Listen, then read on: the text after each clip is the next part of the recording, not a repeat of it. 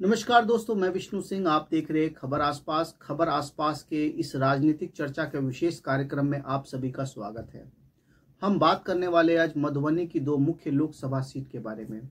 जहां तक मधुबनी जिला के बारे में बात की जाए तो मधुबनी जिला में दो लोकसभा सीट आती है। एक मधुबनी खुद में लोकसभा सीट है और दूसरी झंझारपुर लोकसभा सीट है।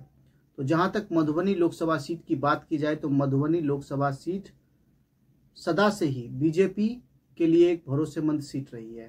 इसी को लेकर एनडीए यानी बीजेपी गठबंधन ने एक बार फिर हुकुमदेव नारायण यानी कि पूर्व मुख्य सांसद हुकुमदेव नारायण के पुत्र अशोक यादव के ऊपर भरोसा जताया है और एक बार फिर एनडीए ने अपना उम्मीदवार अशोक यादव को बनाया है।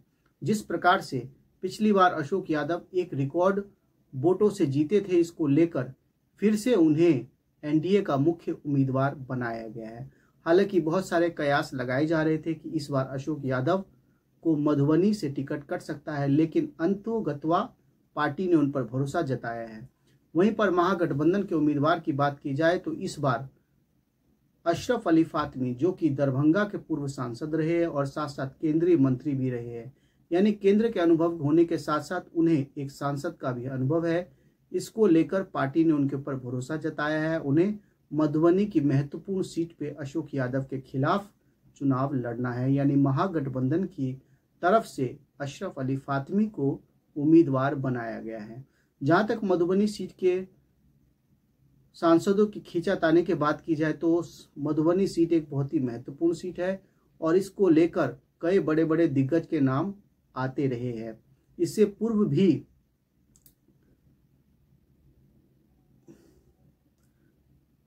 आते रहे हैं। मधुबनी लोकसभा सीट से ही एक अन्य उम्मीदवार,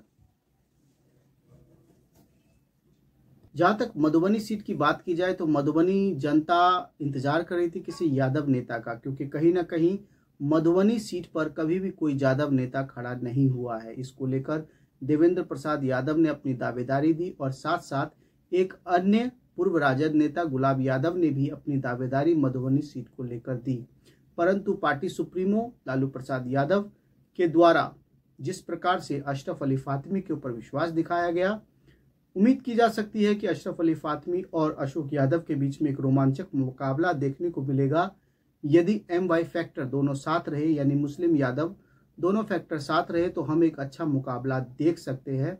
हालांकि फातमी को मैदान में लाने से अशोक यादव की राह काफ़ी आसान हो चली है, हालांकि देखना दिलचस्प होगा। वहीं पर अगर झंझारपुर सीट के बारे में बात की जाए तो झंझारपुर सीट अभी भी रहस्य बनी हुई है। हालांकि जेडीयू की तरफ से जेडीयू ने अपना मुख्य उम्मीदवार वहां पर उतार दिया है, क्योंकि झंझारपुर सीट जेडीयू की सदा से ही एक भरोसेमंद सीट रही है। इसको लेकर जेडीयू ने अपने भरोसेमंद साथी आरपी मंडल पर दोबारा से भरोसा जताया है।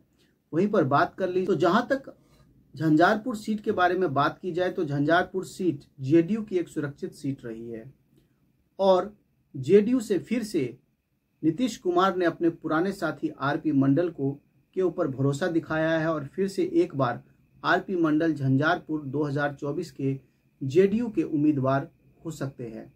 वहीं पर बात की जाए महागठबंधन के सीट के बारे में तो महागठबंधन भी इस बार पिछड़े अति पिछड़ों को लेकर जिस प्रकार से झंझारपुर में जातीय समीकरण पलटे हैं, उसको लेकर कहीं ना कहीं रजत सुप्रीमो लालू प्रसाद यादव भी झंझारपुर में एक पिछड़े अति पिछड़ों को ही मैदान में उतारने की सोच रही है। इसको लेकर उन्होंने भी केवट समाज के नेता को मैदान में उतारने की घोषणा कर दी है। जहां तक जातीय समीकरण की बात की जाए तो यहां पर अभी भी MY फैक्टर भारी है, यानी मुस्लिम यादव फैक्टर इस समय भी झंझारपुर में काफ़ी ज़्यादा भारी है। वहीं पर अन्य जातियों की बात की जाए तो दो अन्य जाति, जिनमें मंडल समाज और केवट समाज, जहां पर मंडल समाज की संख्या 1,61,000 है, वहीं केवट समाज की संख्या लगभग 1,60,000 यानी लगभग 1,000 का अंतर है। इसको लेकर कयास लगाए जा रहे हैं कि महागठबंधन केवट समाज से अपना कोई उम्मीदवार उतार सकती है।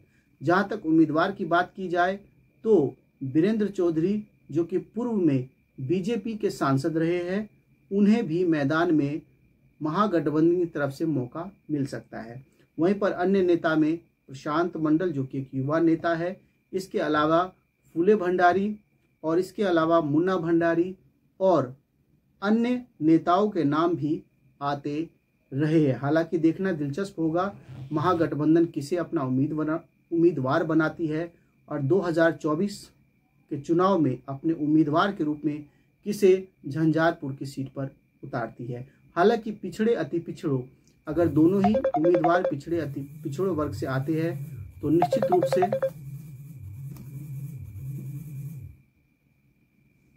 हालांकि यदि पिछड़े अति पिछड़ों वर्ग से ही दोनों नेता आते हैं तो निश्चित रूप से झंझारपुर का चुनाव एक रोचक चुनाव हो जाएगा, क्योंकि जिस प्रकार से आरपी मंडल को झंझारपुर लोकसभा में लोगों की मुंह की खानी पड़ रही है, कहीं ना कहीं एक दिलचस्प मुकाबला देखने को मिल सकता है।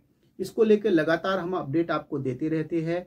2024 लोकसभा से संबंधित लगातार खबरें आप हमारे चैनल खबर आसपास में देख सकते हैं। तो उम्मीद करता हूं मित्रों, इस तरह की खबरों को आप लाइक करेंगे, शेयर करेंगे, कमेंट करेंगे। 2024 लोकसभा चुनाव को लेकर लगातार खबरें हम आपको दिखा रहे हैं। यदि आप खबरें लाइक करते हैं तो कमेंट बॉक्स में प्रतिक्रिया अपनी जरूर दें और साथ साथ किस तरह की आप सोचते हैं झंझारपुर और मधुबनी लोकसभा सीट के बारे में, निश्चित रूप से अपनी प्रतिक्रिया दें। आपका कमेंट अगली वीडियो बनाने में हमारी सहायता कर सकता है। इस तरह की खबरों के साथ फिर मिलते हैं अन्य खबर में। तब तक आप लोग देखते रहिए खबर।